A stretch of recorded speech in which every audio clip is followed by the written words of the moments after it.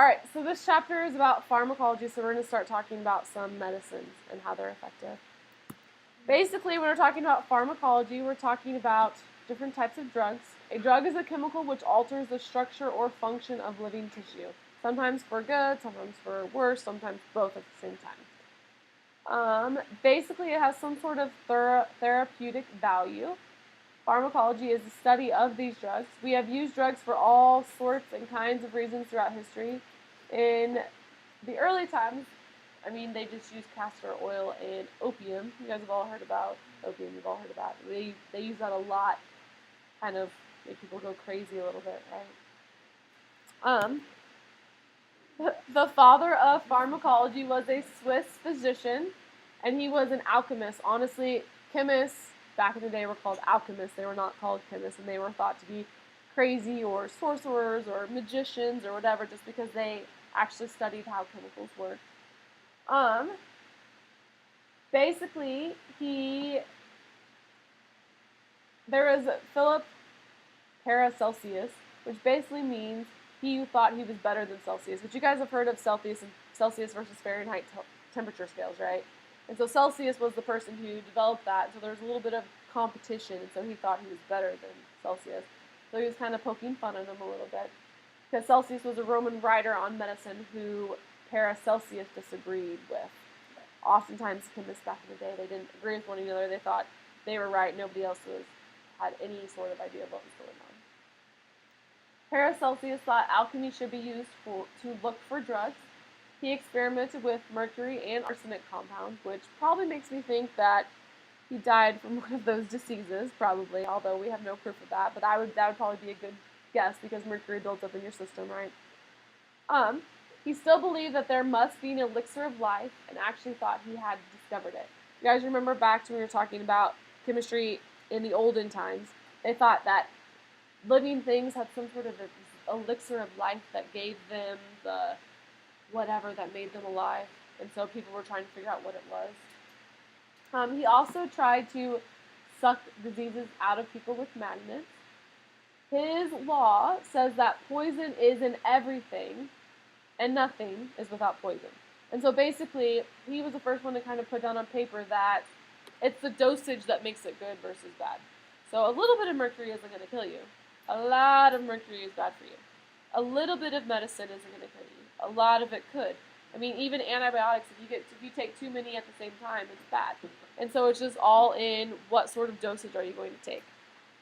Just like vitamin A and cholesterol. Vitamin A, if you don't have enough of it, it can cause blindness. Okay, but if you have too much of it, it'll cause other sorts of diseases. Cholesterol is very necessary in our body for our cell membranes, but if we have too much of it, it can lead to heart disease and clogged arteries, right? And so again, it's just a teeter-totter. We have to figure out where the balancing act is. Well, we live in a drug-oriented society. The U.S. drug sales amount to about $307 billion per year. Basically, our drugs they have lots of different uses, but the main ones are we can treat diseases, they can help you fall asleep, or they can help you wake up, they can help you digest food, we even have drugs that can help people fight obesity. Honestly, if there's something wrong with you, there's probably a drug that can help you in one way, shape, or form. So a little history about pharmacology was in 1906, the Federal Food, Drug, and Cosmetic Act was passed after President Teddy Roosevelt read The Jungle. Basically, this book was about a meat packing plant, which basically everything went into their meat. The floor sweepings, the rats that were in the plant, anything that was in the plant that they thought they could put in their meat, they put in their meat. And so that's kind of gross, right? And so basically this act was the first stab at trying to control what manufacturers could put in their food with some sort of risk and fine if they did what they were not supposed to do. In 1931, Congress set up the Food and Drug Administration, which is the FDA, and in 1937, 107 people, mostly children, died from an untested elixir which contained a type of glycol. which is a solvent. So basically, a solvent is what you dissolve things in. So if you're making sweet tea, you dissolve the sugar in your tea. And so basically, they were making an elixir, which I'm assuming it was some sort of medication that they would give their children who were sick. And whatever, this type of solvent caused kidney damage. And in children, it caused bad kidney damage so bad it killed them. And so, after this, the Federal Drug and Cosmetic Act was passed, which stated that drugs must also be proven safe before marketing, and the burden of proof was on the manufacturer. So basically, before you can sell your drug, you have to prove to me that it does what it says it's going to do, and it does what it says it's going to do without killing anybody or causing any harmful side effects. And not only that, but you're going to have to pay for the studies, and you're going to have to pay for the research. I'm not going to, which makes sense. In 1952, the Durham-Humphrey Amendment was passed, which gave the regulation of prescription drugs to the FDA. Before then, it was previously set up by the states. So not only do over-the-counter drugs have to be this way, but also now prescription drugs have to go along with the federal description, not necessarily just the states. In 1962, the Food, Drug, and Cosmetic Act was amended, and it stated that drugs must be effective and safe. So they have to do what they say they're going to do, and they have to do it without causing you some sort of bodily harm. From 1966 to 1969, the FDA had asked to have reviewed all drugs approved between 1938 and 1962. So basically, they then had to test 4,300 formulations of 2,800 different drugs.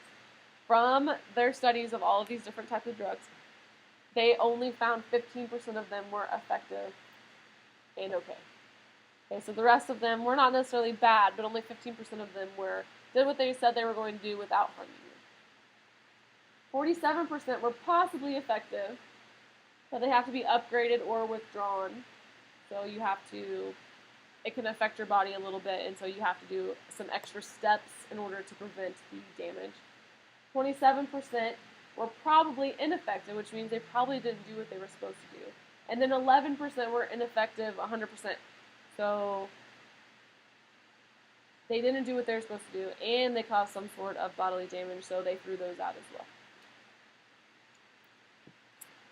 In 1972 through 1983, the FDA reviewed all over-the-counter drugs, 300,000 products with 1,249 ingredients and 770 active ingredients, and from this they found that only 1/3 of them were effective, and they eventually banned 500 of the varying ingredients because they weren't effective and they were causing some sort of damage.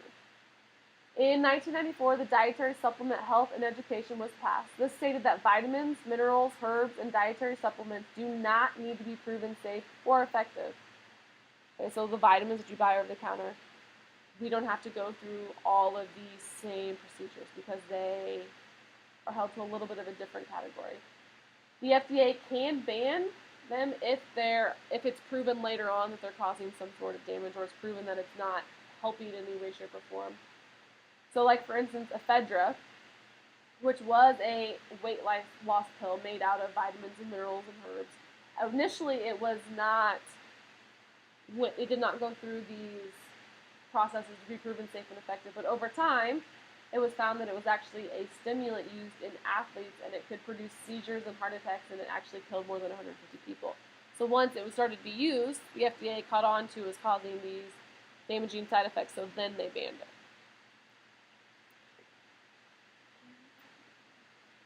Okay, in 2004, the FDA banned ephedra, but it had to fight a court battle against the industry to do it. So basically, the FDA banned it, and then the companies fought them for a while, saying, yes, it can cause side effects, but only if it was being misused. And so a lot of medications can cause bad side effects if it's being misused. So it's all in. They didn't think it should be banned just because people weren't using it correctly. And then there's generic drugs. You guys have all been at the pharmacy, and they ask you if generic's okay. And usually you say yes, because usually generic drugs are cheaper, right? The Walgreens brand, or the Walmart brand, or even the prescription strength, the generic brand. Usually they're fine because, honestly, they are the exact same thing. This is how drug companies work. There is a 20-year patent protection for drugs, 17 for a traditional patent. But basically, if some company comes up with a new drug that works for cancer treatment or AIDS or a disease or blah blah blah, they can market that drug for 17 years with their patent, which means they get all the money made off of it. Which is why brand new cancer treatments are usually really expensive, because these drugs are still in the patent phase, which means nobody can make a cheaper form of them. After the 17 to 20-year window, other companies can start making the same exact chemical, and usually at a cheaper rate because they don't have the big brand name. So are generic drugs the same for the most part? Yes, they're identical. The FDA requires ads for prescription drugs to list all the side effects, but not for over-the-counter drugs. So on TV, when they're marketing they market new medications all the time for migraines. I saw one for migraines the other day, and I saw one for cholesterol the other day. If you ever notice at the bottom of the commercial, they have all of these lists of side effects, or at the very end, they start talking really, really, really fast to make sure that everybody hears what the side effects are, but you can't really patent it or understand it because they're talking so fast. Why? Because the FDA requires this, but they don't require this for over-the-counter drugs, because usually over-the-counter drugs don't contain the harmful chemicals that are damaging. The best reference for information on medication is the physician's desk reference, the PDR. It'll give you the list of side effects for every chemical that you can basically be exposed to. Yes.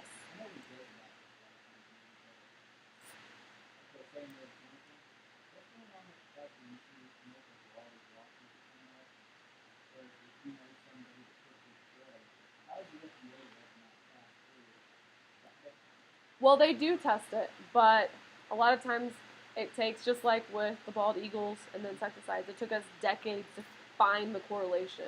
And so maybe they tested these on a population that they didn't have any effect on it. Maybe they did it because every single one of us is different. Medication affects every single one of us a little bit differently. And so it usually only affects a specific subgroup of people. And so it's hard for them to test it on every possible different type of human. Girls versus boys versus pregnant females versus non-pregnant females versus females who don't have a hormone deficiency versus males, and so there's just so many different subgroups. And so they test them on the majority. And so usually the people who are having issues with the medication that's been FDA tested are usually they have some sort of deficiency, or they're not average or normal in some way, shape, or form. As for over-the-counter drugs, there are over 100 different non-prescription pain relievers, and we spend over $2 billion a year for them. In the 5th century BC, and you probably have seen this a lot on TV when we're talking about Indians, they used willow bark tea to relieve pain and reduce fever. Well, what they noticed was that in willow bark tea, they were able to isolate salicylic acid, and from this they were then able to make sodium silicate, and they saw that it was this chemical that was actually producing the fever reducing and the pain reliever. It wasn't really the willow bark, but this chemical was found in the willow bark. So if we could isolate it somehow and control the dosage, we could have a lot better of a control over the effects that we were seeing. And so if we look at this really quick, I want you guys to see that here are these rings that we see again. Does anybody remember what these rings are called? We talked about it when we were talking about soaps and detergents and organic a little bit. These rings right here, you remember what they're called? Starts with a B. Benzene rings. Okay, basically when we are looking, I want you guys to notice that we have these hydroxide groups. Do you see these OH groups right here? This is what is giving them these benefits. And so as we're going to start talking about all of these different types, they're all going to have these hydroxide, these OH groups attached to them, and it's these groups that are actually giving you the medication relief. Okay.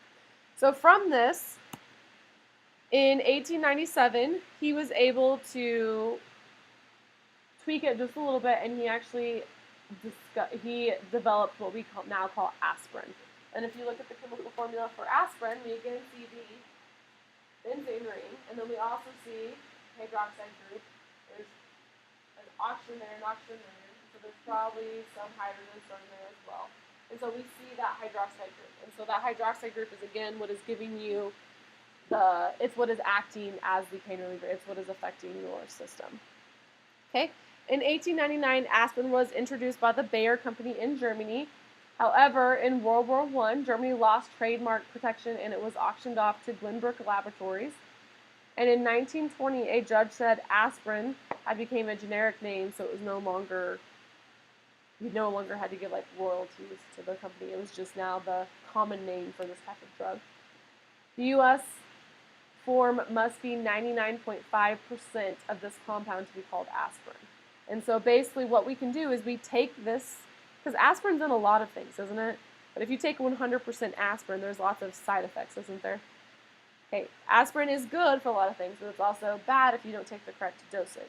And so basically, if it's aspirin, it's 99.5% of this acetyl salicylic acid. I can never say that word. My tongue always goes crazy. But this is exactly aspirin. And so basically, we can take aspirin, and we're going to look at the different properties of aspirin. So first of all, it has a number of unique qualities. First of all, it is an analgesic, which is basically a pain reliever. So this is the relief you get in your joints when your knees hurt or your ankles hurt. This is why, because it has this chemical. It is also an antipyretic, which basically it reduces your fever, and it's also an anti-rheumatic, which it reduces inflammation, normally in the joints, which is why if you have rheumatoid arthritis, they tell you to take aspirin and not ibuprofen, because it has a higher dosage of this compound. It also has an anticoagulant, which slows your blood clotting by inhibiting the platelet aggregation, and therefore it can be useful in preventing heart attacks and strokes, which is why if you have heart disease or you are prone to having heart attacks, they tell you to take aspirin and not Tylenol and not ibuprofen, because again, it has a higher percentage of that acid that is making all of these side effects. Are side effects always a bad thing? No, some side effects are good things. In 1971, a British pharmacologist found that the mode of action was that aspirin inhibits the synthesis of prostaglandins, which are hormones that are released when the body is injured. So when you have an injury to your knee or your ankle or your hip or whatever, it releases these into your blood system, and your body reacts to these. And this is what has caused your pain.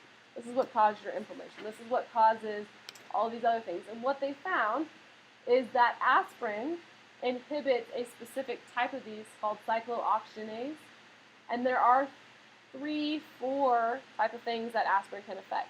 It can inhibit COX-1, which basically protects the stomach, which is why aspirin can cause lots of ulcers in your stomach if you take too much of it, because it affects the lining of your stomach, which is a bad side effect, right? COX-2, it can inhibit your inflammation. Well, if you have inflammation, that's what's causing your pain, so it can stop the inflammation, so that's good.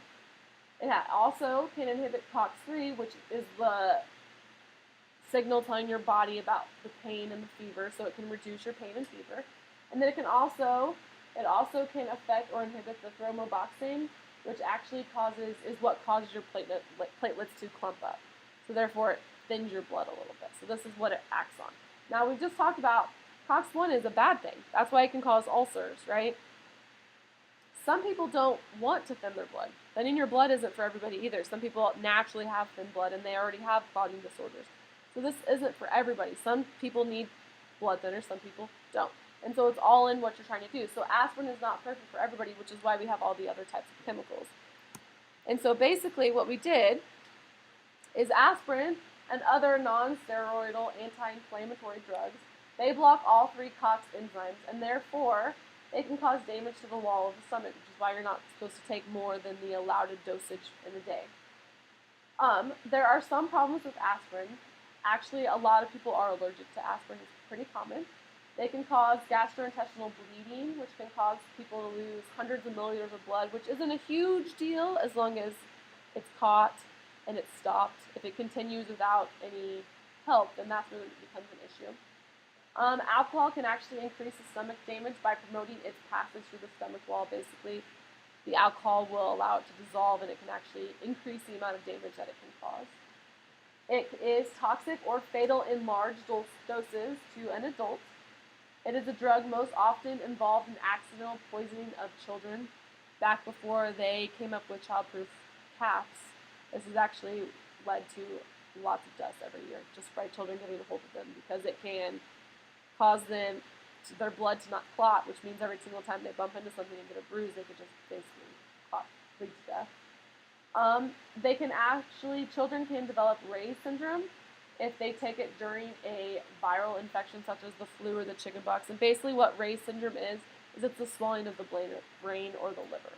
And so if you're taking aspirin during a viral, it's a bad combination. The aspirin plus the virus send your body kind of into shock a little bit, and so it can cause swelling in other areas. So aspirin's not perfect, and so we've actually started to come up with a few other type of, they do the same thing, but not quite in the same way. The first one is phenacetin. This was in 1878, and if we look at the structure of it, and we compare it to what aspirin looked like, similar but different. They both contain the benzene ring, right? They both have oxygen. They both have a double bonded oxygen. They both have CH3. There's similarities, but there's also differences, correct? And so basically it'll work in some parts of your body, but not in others. So it probably won't give those four things. It probably won't inhibit the 3 COXes, and it probably won't produce the anticoagulant, right? So one of the uses for this is it's used in APC tablets, which are aspirin, phenacetin, and caffeine tablets. Caffeine is there to dilate the blood vessels so that you can get more blood to where you want to get it go faster. And however, it's very, very hard on the kidneys, and this was banned in 1983 once they started seeing some kidney damage and some other side effects. Another version of aspirin is acetaminophen, which you guys have all heard of before. Acetaminophen is Tylenol, right? Tylenol, or there's lots of other different, because it's been over the 17-20 year time frame, and so there's lots of other companies that make a very similar form. Basically what this does is it blocks the COX-3. COX-3 was we are wanting to inhibit the pain and the fever. So Tylenol is really good if you're in pain or you have a fever, but it does nothing against if you twist your ankle or if you have surgery. It does nothing for the inflammation. Okay, so yes, it's a pain and fever reducer. However, it does not do anything for the COX-1 or the COX-2, which is the inflammation and the anticoagulant. So this is why people who are on blood thinners don't take Tylenol, because it doesn't have that chemical in it. Basically, we isolated what the 4 things are from aspirin, and we're able to kind of pinpoint what things we want to put, and we put those in Tylenol. This is much easier on the stomach because it doesn't have that first COX. Remember, the first COX is the one that damaged your stomach lining, so it doesn't have that one in it, so it's easier on the stomach.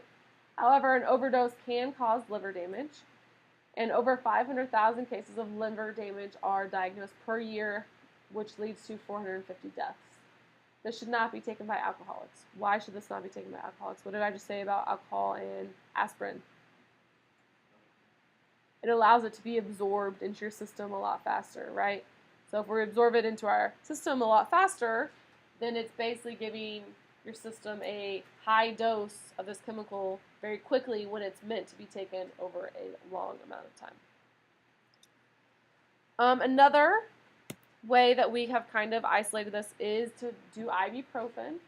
Ibuprofen is Advil, Motrin. There's lots of other generics out there that are the same thing. Basically, this is an analgesic, which is wrote this all down. Basically, it has 3 different compounds. The first one is a painkiller. Then we have the antipyretic, which is your fever reducer. And then we have the antirheumatic, which is our inflammation reducer. And so it's all 3 of these things all working together to make ibuprofen. This is a lot better on the stomach than the aspirin. However, it's worse than the acetaminophen. So it's kind of in the middle, but at the same time, it does more than Tylenol does, doesn't it? Does a little bit more, but it takes out a few of it, so it's kind of an in-between. If you're allergic to aspirin, you're most likely also going to be allergic to ibuprofen because it uses the same chemicals. It also increases the risk of heart attack and stroke because it does not do anything for the blood thinning. It doesn't have that chemical in it. Some other prescription analgesics or Gesics. Basically, we're talking about painkillers here. I googled this. And they taught me how to say it, and I still can't say it. I'm really bad at pronouncing anything. But one example of a painkiller is the propoxyphene. Basically, this is a synthetic narcotic marketed in 1957. In 1973, it was the third most prescribed drug in the U.S. However, they prescribed a lot, but then what they found out is that it wasn't any more effective than aspirin is. And so why would we go through all this trouble making it if aspirin is just as effective? And not only is aspirin more effective, but it was also a lot more dangerous, especially if you took it with alcohol. And so it wasn't as effective, and it had a whole lot more side effects. And so it was also very addictive, and there were a lot of accidental overdoses and suicides. So therefore, they removed it from the market in 2010 because it did nothing that aspirin couldn't do, and aspirin didn't have all of the negative side effects. We also use a lot of these medications when we're talking about colds. Colds are caused by more than 200 different virus strains. Kids get more colds because adults are immune to previous strains. Once you get a cold, every cold you get after that is technically a little bit different because your body builds up an immune to that specific strain. And so kids get colds more often is because they've never had a cold before, so they don't have any of these strains built up into their system. In winter, more people get colds because you're cooped up inside, and so you're usually cooped up in a room with more people more often because you can't be outside. And not only that, but there's something to be said with being outside in the fresh air and the sunlight. Sunlight technically boosts your immune system a little bit. So just being outside in the summertime boosts your immune system that you don't get in the wintertime. It is actually much easier to get a cold from shaking someone's hand than kissing them because you're looking for a transfer of germs. Our transfer of germs is not necessarily in their saliva. It's probably on their skin somewhere. And so it's just, where is the germ located? And usually not in your mouth. When it comes to a cold, colds are going to take 2 weeks. You can either suffer through the 2 weeks or you can take medication for the 2 weeks. But either way, it's going to take 2 weeks. And so it takes 2 weeks for your body to pick it out because cold is a virus, not a bacteria. So you can't take medication for it. There is no antibiotics. You can treat the symptoms, but you can't treat the cold itself. Cold formulas contain a mixture again. It contains a mixture that reduces the fever, aches, and pains. It usually has a decongestant to reduce the swelling of your nasal blood vessels. It has an antihistamine to relieve sneezing and watery eyes, and it usually has a cough suppressant. So usually if you can suppress the symptoms, you start to feel better, but it still takes 2 weeks to actually get over it. Hopefully it doesn't take me 2 weeks to get over my cold. Some cold remedies. Oftentimes there are some caffeine added into your cold remedies to offset the drowsy effects of the antihistamines. Antihistamines tend to make you sleepy, and so oftentimes they'll throw some caffeine in there to try to balance it out. Sometimes alcohol is added to dissolve ingredients such as NyQuil, and sometimes vitamin C is added as well. However, there's been no evidence to show that it's going to actually help you with your systems, but vitamin C is prone to help you fight off infections and virus, and so it can't hurt, basically. Another type of medication is an antacid. Basically what these do is these neutralize your stomach acid, which is a hydrochloric acid, which is a pretty strong acid. And basically what these can do is they can prevent heartburn, or they can prevent acid reflux from coming back up your esophagus. Honestly, what they do is they use baking soda can be used, carbonates can be used, hydroxides such as milk of magnesia can be used. However, if you use too much of it, because basically your acid in your stomach is a strong acid, and so in order for you to get relief, you need to put a strong base in.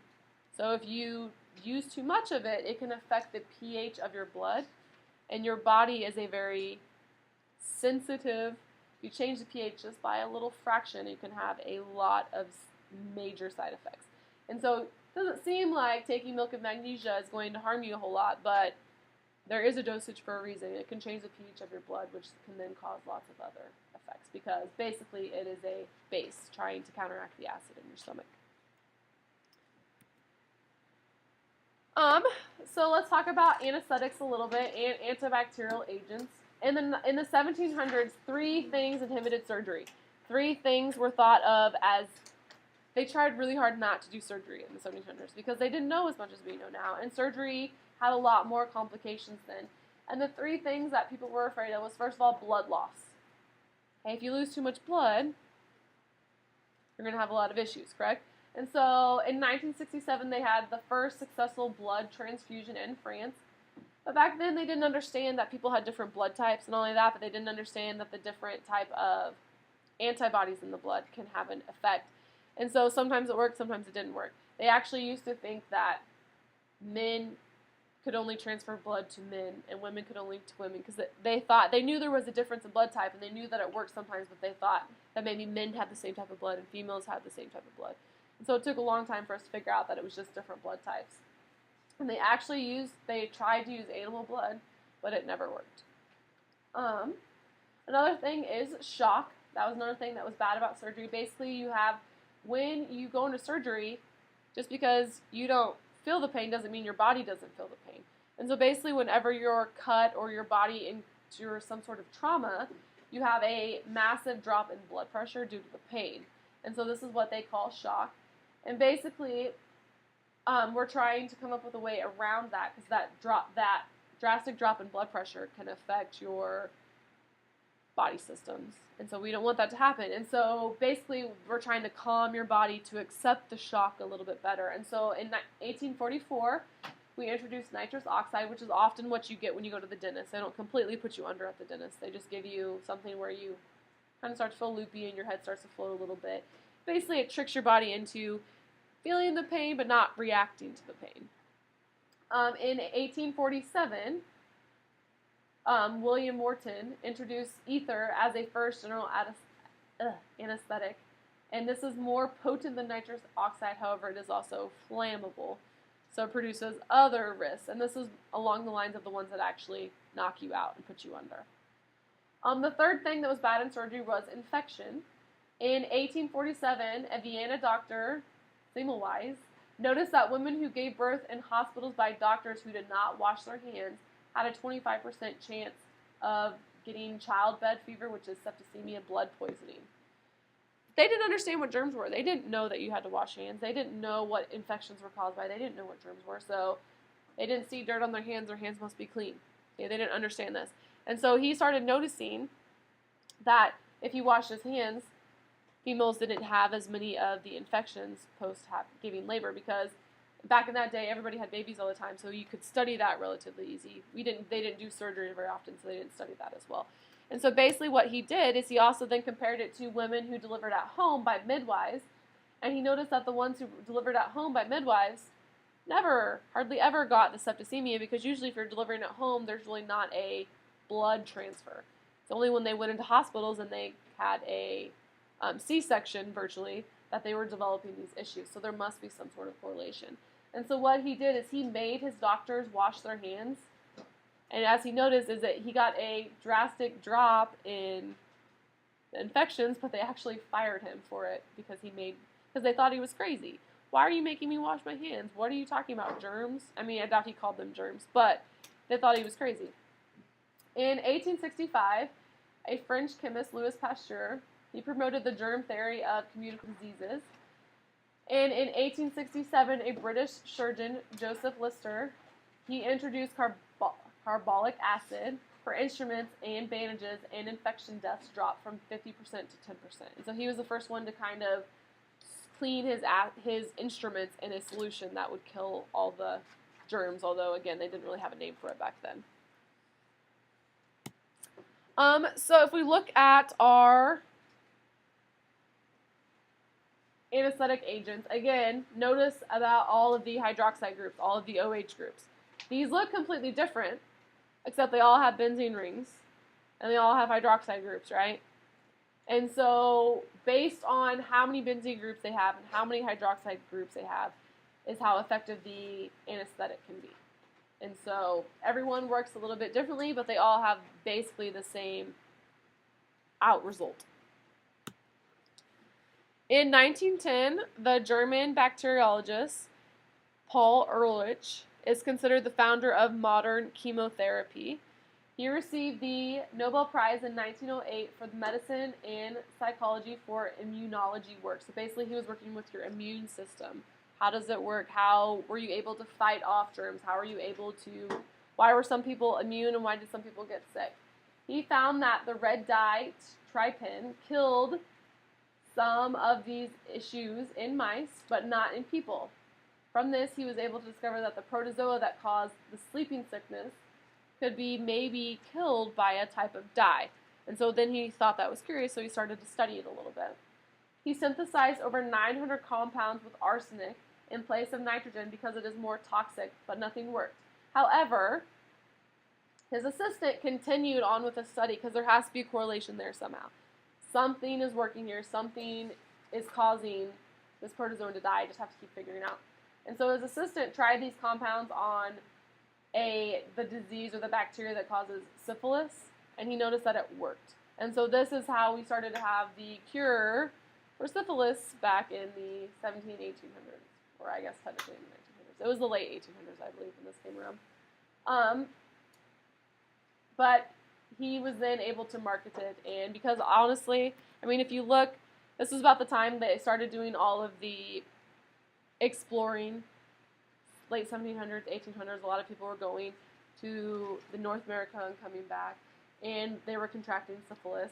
And so a lot of famous people were contracting syphilis, and so they were probably paid lots of money to try to come up with a cure because you don't want your king of England having a disease, right? You don't want that getting out. And so all of these famous men were probably paying these guys lots of money to try to come up with something to help their symptoms, because syphilis is not a fun disease to have by any means. In 1932, a German biochemist, he found that red dye will kill Streptococcus bacteria, which is strep. You guys have all heard of strep before, right? There's lots of different strains of strep. Some of them, I mean, honestly, you guys have strep on you right now. You have it on your hands. You have it on your skin. Some of it is bad. Some of it doesn't harm you. There's lots of different strains. What he noticed is that it did not work in vitro. So when he tested it on the bacteria in a test tube, it didn't work. But he did notice that when he tested it in mice with this bacteria, it did work. And so he actually tried it on his daughter because his daughter got really sick, and he tried it on his daughter, and it worked, and it probably saved her life. And then in 1936, they also tried it on President Franklin Roosevelt's son, Franklin Jr., and it also worked. And so this is honestly the first stab at antibiotics, trying to figure out how they worked a little bit, because we had penicillin at this time, but we didn't have a whole lot of other types of antibiotics. In 1939, he won the Nobel Prize in Medicine and Psychology, or physiology. Sulfa drugs are a very, very, very high percentage of our drugs. Over 1,300 prepared. We use these a lot in World War II, and it works on different types of bacteria, including gangrene.